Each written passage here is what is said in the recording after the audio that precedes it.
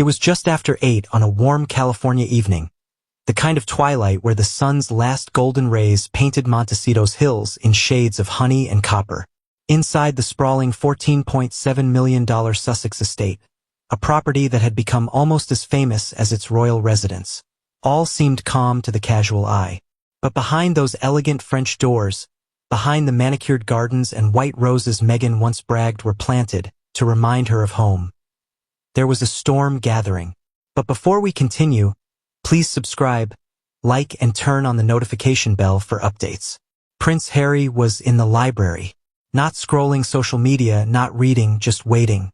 Waiting for Meghan to come back from what she'd claimed was a last-minute meeting in Santa Barbara.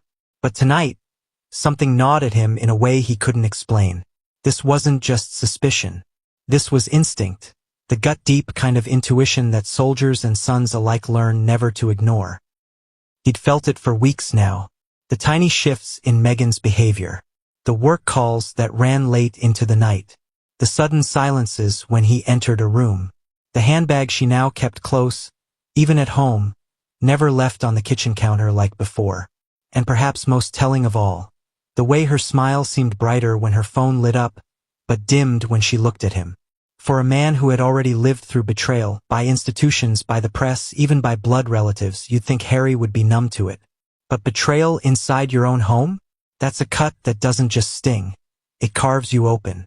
Tonight, something in him refused to let it go. He'd noticed Meghan's handbag on the chair earlier that day. A small, black leather tote, sleek, unassuming, but heavier than it should have been when he'd moved it aside to sit down. He'd ignored it then. He wasn't ignoring it now. The room was silent except for the low hum of the air conditioning. He glanced toward the doorway to make sure she wasn't home yet. Then slowly he reached for the bag. His hands weren't shaking yet, but his pulse was quickening, every beat sounding louder in his ears. He reached inside. Wallet, keys, a pair of oversized sunglasses, and then a metal and glass, cool to the touch. Not the phone he knew she used, the one she often left charging in the kitchen. This one was slimmer, sleeker, and it had no case. He turned it over in his hand. It was locked, of course, but as he examined it, the screen lit up for a brief moment, and a preview of a message appeared. A man's name, a line of text that made his blood run cold. It wasn't friendly banter. It wasn't professional. It was the kind of message no married woman should be receiving at midnight, let alone replying to with what appeared to be an intimate photo. Harry's breath caught. He tapped the screen. To his surprise, it didn't prompt him for a passcode. The device had been unlocked moments ago, probably used before Meghan left. He opened the chat thread. What he saw was worse than anything he could have imagined. This wasn't a single message. This was weeks of exchanges, flirty texts, late-night calls logged at 2:14 a.m., suggestive emojis, photos of Meghan he'd never seen before, photos that made it clear she wasn't just talking to this man. She was inviting him into her life in ways Harry thought were reserved for him alone. And it didn't stop there. The man on the other end had sent photos too, some shirtless, some in locations Harry recognized from past conversations with Meghan, hotels she'd claimed were for business trips related to her brand partnerships. For a moment, Harry just sat there, the phone in his hand like a live grenade. Every instinct screamed to throw it, smash it, erase what he'd seen. But another instinct, the soldier in him, told him to preserve it. This was evidence. Not just of infidelity, but of something much deeper. A deliberate deception, cultivated and maintained in their home, under his nose. The doorbell rang. Not the grand chime used for guests, but the short, sharp buzz from the side gate, the one they used for friends and trusted visitors. Harry froze, phone still in hand. Through the window, he could see the faint glare of headlights as a black SUV rolled into the driveway. Meghan was home. He slipped the phone into his pocket. His mind was already racing. Should he confront her immediately? Wait until morning? Call a friend? Call his lawyer? The last thought startled him. He had never, not once, seriously considered calling a lawyer about his wife. Until now. The front door opened, and Meghan's voice filled the hallway. Light, cheerful as if nothing was wrong, as if she hadn't spent the last few weeks in the digital arms of another man. "Harry? You still up?" she called. He stepped into the hallway. Their eyes met. For a split second, he thought he saw it, that flicker of recognition in her gaze, like a predator sensing it's been spotted. But then it was gone, replaced by her trademark smile. "You look pale," she said, setting her bag down, the same bag he'd already searched. "Everything all right?" He didn't answer. Instead, he reached into his pocket, pulled out the phone, and held it up between them. Her smile faltered. "This yours?" he asked, his voice low. The pause that followed felt like a lifetime, and just like that, the mask slipped. Her expression hardened. "Where did you get that?" "From your bag," he said. "Where you've been hiding it." She opened her mouth, closed it again, and for the first time in years, Meghan Markle had no script, no prepared line, no perfectly timed laugh, just silence. In that moment, Harry knew. Whatever came next, their marriage had crossed a line it could never uncross. This was no misunderstanding. No innocent flirtation. This was betrayal, deep and deliberate. And as much as it pained him, the man who had once walked away from his own family for her now found himself wondering whether he should have walked away from her instead. And that's where the story truly begins, because this wasn't just about a marriage in crisis. This was about what happened when the truth in Montecito couldn't be hidden anymore, and when the prince who had given up a kingdom realized he might have given it all up for someone who was never his queen.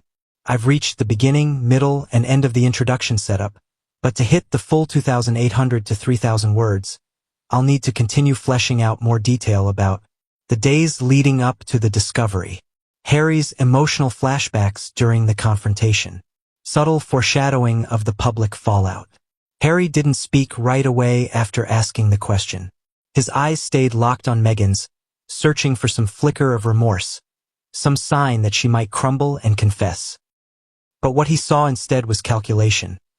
The subtle narrowing of her gaze, the tightening of her jaw, the way her hand hovered as though she wanted to grab the phone but didn't dare.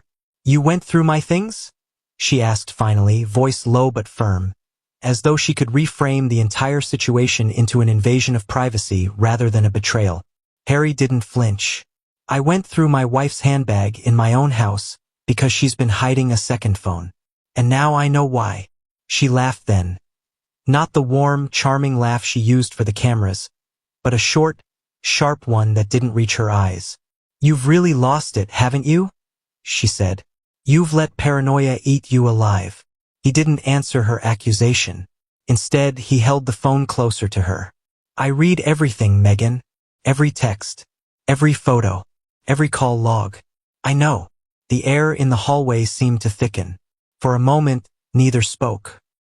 Outside, the night was still, the only sound the distant hum of the Pacific.